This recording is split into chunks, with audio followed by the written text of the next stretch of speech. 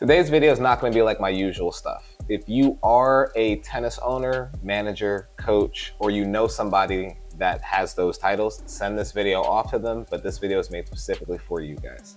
What I'm going to be covering in this new section that I'm adding into my channel is all of the business stuff that comes along with tennis. So how to run tennis academies, financials, business models, and all of those things. That's what this new section is going to be. Now, that's not going to take away from my on-court teaching content. I'm going to be doing 2 videos a week, one where I teach the tennis aspect to players and one where I teach the business aspect to coaches, directors, assistant directors, owners, managers, things like that. So now that I've laid that out, we can get started.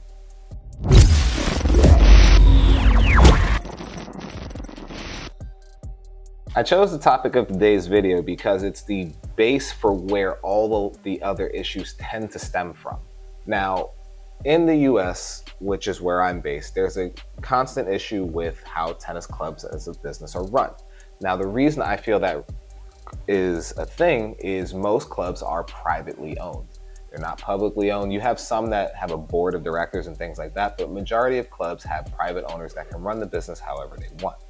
The problem is because you have so many privately owned facilities, everybody's in competition with each other, and you end up with a stretching of resources being the people that actually walk through the door between the different facilities. Now, the way to fix that, and the mistake that most facilities make at the beginning, is they try to accommodate everybody. Basically, their model is whoever holds a tennis racket is who we want to walk through the door.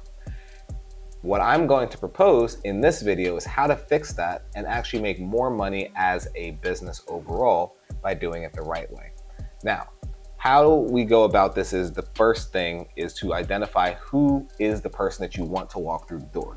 Meaning, do we want academy level players? Do we want performance juniors? Do we want adults? Do we want rec leagues? Do we want pickleball players, rec center people? It doesn't matter. You just have to choose those people on your own and decide who is the ideal priority person that comes through the door. That doesn't mean the other people aren't welcome, but what that does inform is whenever you have to make a decision, you make your decision based on your priority customer. So if you're building a junior program, it doesn't mean your adults are not allowed, but it does mean when you have court constraints, you always choose the junior players over the adult players. At first, most owners tend to be a little hesitant to have this as a thing that they do. But what ends up happening if you are consistent, because that's the second thing that happens, most owners end up not being consistent with this. If you are consistent, you build a reputation for being somebody that accommodates those people. Your business becomes a adult-centric model or a junior-centric model. And what follows is people talk. People build a reputation around your facility as the place that specializes in this thing. Yes, you are going to lose the other people, but what you also are able to do is build a premium product around that ideal customer. So let's look at the junior players as an example. If you have adults, juniors, pickleball players, recreational junior players, all of those people under the same building, you have to stretch your resources thin, resources being your court time, into how much do I give adults, how much do I give juniors, how much do I give pickleballers that want to rent the facility. And then what ends up happening is when you try to expand something, you inevitably have to take away from something else. If juniors were your priority, juniors would be your 70, 80, 90% thing, and then 10% would be filtered in around what your junior program is. Most facilities don't function this way and they end up stifling their growth because you can't grow one thing without shrinking another.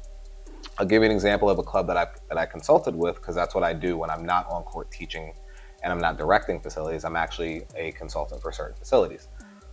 They had a business model where they were pretty much a 60% junior program, 30% adults, and then like the miscellaneous things of leagues, court rentals, memberships, and things like that, that filled in that 10%. And they were making a decent amount of money for being a catch-all facility. But they actually charged a little bit more for their junior program, and they had a waiting list for juniors that wanted to come into the facility because they actually were doing a really good job with marketing. Now, the problem was because of the limited court space that they had, they had this waiting list for junior players that ended up just kind of fading away, and they would just go find other places to be. But because they kind of always operated at maximum capacity for their juniors, they assumed that was a good thing. When I met with them, I asked them specifically, I said, what would happen if you allowed your juniors to expand? There was immediately, obviously, a hesitation. They're like, well, what would we do with our adults and these leagues and all these other things that we've always had there?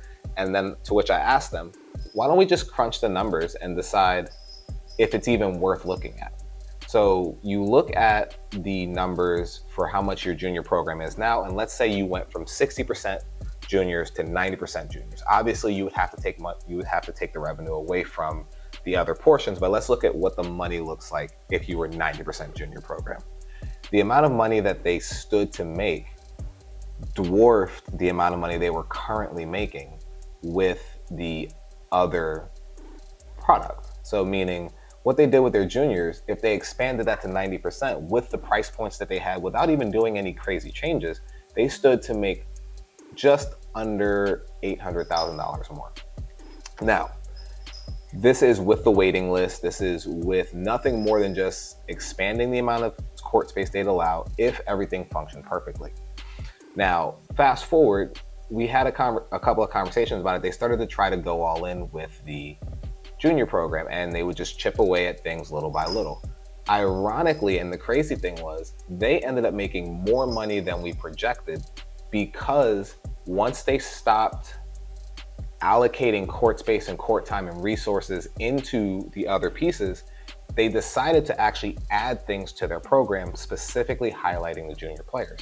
So they ended up with more tournaments, for example. They ended up with more connections to the UTR. They ran more events. They had more junior players from further away that heard that they were doing X, Y, and Z, or that certain players were now training at that facility. So they ended up going from what was anticipated of being like a 2x or a 3x to almost a 5x on their profit in about a year. Now, the reason why that is actually important to show is, what do you think happened to all the players that weren't there anymore, meaning the adults and the other people? They found another place to go. Now, the cool thing is, the place that they found was a local place that originally was a competing entity. So you had two facilities that were always trying to pull from each other. Now you had this facility that basically did no marketing or any work. And what happened was, they ended up being more profitable because all the adults and leagues and stuff kind of just showed up on their door.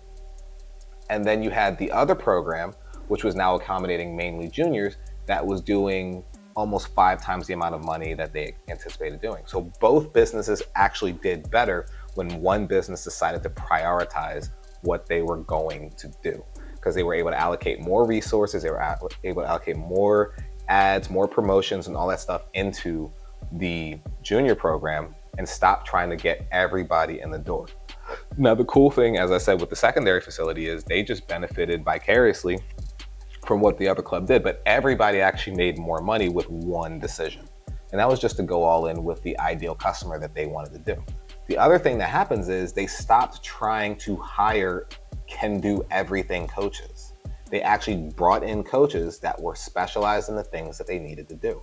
Many facilities have their recreational coach. They also have that 80-year-old coach that's still teaching like it was back when Jimmy Connors and Agassi were playing. They have that high-performance coach who used to be a Division I college player. They have all these different people under one umbrella. And then what ends up happening, you always have 1 or 2 coaches that are killing it compared to the other coaches. And that's because that actually informs what your business model probably should be, because that person's bringing in a lot more attention to those pieces. So you have a coach that's struggling, and he or she isn't struggling because they might not be a good coach. They just might not be a good fit for what the business model currently is.